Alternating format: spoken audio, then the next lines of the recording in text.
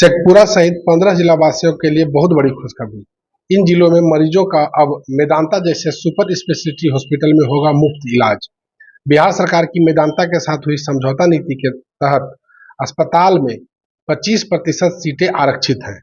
अब कुल 12 सरकारी मेडिकल कॉलेज और 15 जिला अस्पतालों से रेफर मरीज मेदांता में इलाज के लिए भेजे जाएंगे।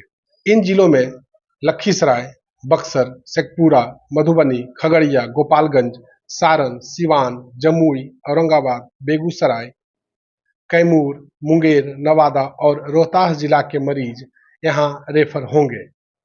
वहीं यहां गरीब तबके मरीज असाध्य बीमारी का सर्जरी भी करा सकेंगे। यहां हृदय, कैंसर, किडनी व मूत्र रोग का पूरा इलाज व ऑपरेशन करा सकेंगे।